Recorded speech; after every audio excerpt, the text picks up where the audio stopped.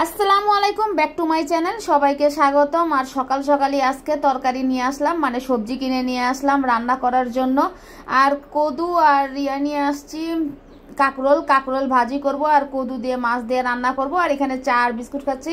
আজকে মেয়ে আর ছেলে মিলে নাস্তা খাবে না, সেই জন্য নাস্তা আনি নাই। তারপরে ওদের দুই ভাই বোনকে নিয়ে আমিও চা বিস্কিট খেয়ে নিলাম। আর চা বিস্কিট খেয়ে তারপরে তরকারিটা কুটতে বসে গেলাম।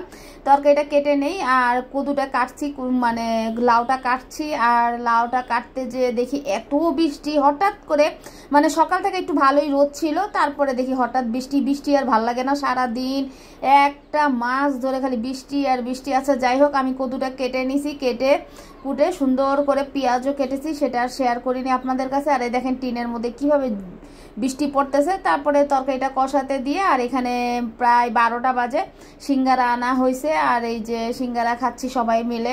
ওরা তো নাস্তা খায়নি, চার বিস্কুট খেয়েছিল। আর একটা মাথায় একটা প্যাক বানাই দিছি, মেয়েকেও বানায় দিছি মাথায়, আর আমিও মাথায় দিয়ে দিলাম।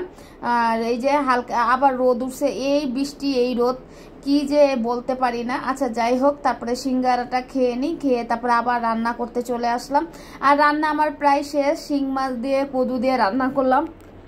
তারপরে এই যে আমার একটা মশলা আমি বানায় রাখি, এই মশলাটা আমি দিয়ে দিলাম। এই মশলাটা দিলে তরকারিটা খুবই মজা হয়, আর মাছের তরকারি বিশেষ করে।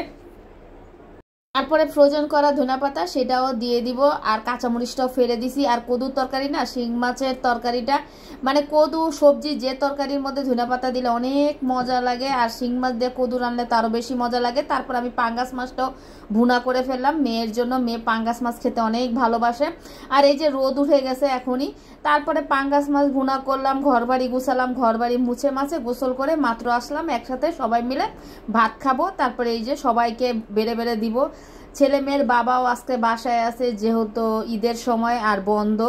আর আজকে আমরা গরু আপনাদেরকে দেখাবো, আমাদের কোরবানির গরু ইনশাল্লাহ। দেখতে থাকেন, সেটার মধ্যে দেখতে পারবেন, এই ভিডিওর মধ্যেই দেখতে পারবেন। আর এখানে বোম্বাই মরিচ দিয়ে আমার মেয়ে ভাত খাবে। আমার মেয়ের কিন্তু অনেক নক্তা।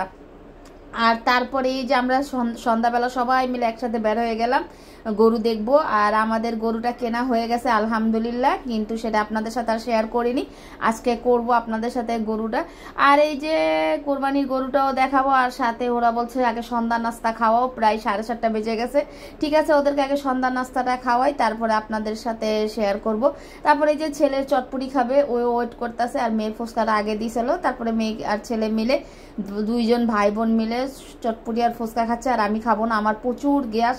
আমি ভাত খেয়েছি আর আমি একটু চা খাইছি। চা আর ভাত খেলে আর আমার মানে সন্ধ্যাবেলা আমি তেমন একটা কিছু খাই না।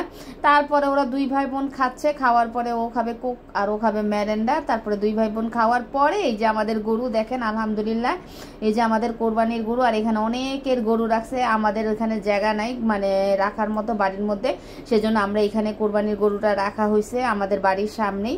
আর আমার ছেলে তো ডেইলি মানে কয়েকবারই আসবে। আর আমি যখন যেহেতু ওইখান থেকে যাচ্ছি, আমি তো আপনাদেরকেও কোরবানির গরুটা দেখাই। আমি কিন্তু প্রতিদিনই কোরবানির গরু দেখি। আজকে প্রায় 3 দিন হয়েছে আমাদের কোরবানির গরু আনা হয়েছে, আর আজকে আপনাদের সাথে শেয়ার করলাম। আর মেয়েকে আর আমি বলতেছি ধরো একটু আদর করো, আমাদের গরুটা অনেক তেজি, দেখছেন ধরতে দিতেছে না। তারপরে মেয়েও ছেলে তো আদর করলো, পরে আমি মেয়েকে অনেক বলার পরে মেয়েও আসছে, মেয়ে আবার ভয়ে সরে গেছে তাড়াতাড়ি করে। তারপরে এই যে আমরা সবাই মিলে আসি এইখানেই মাঠের মধ্যেই, মানে আমাদের মাঠ আছে, মাঠের মধ্যে। এই যে আমার মেয়ে আবার একটু আদর করে দিল। তারপরে আমরা আসলাম বেকারিতে, মানে কিছু খাবার জিনিস নিয়ে নিব, ফ্রোজেন করা কিছু পরাটা, তারপরে চিকেন রোল এগুলো কিনবো, আর চানাচুর বিস্কুটও কিনে নিলাম, সব কিছু কিনে নিলাম। আচ্ছা বাসায় চলে আসলাম, আল্লাহ হাফেজ। ব্লগটা কেমন হয়েছে সবাই জানাবেন।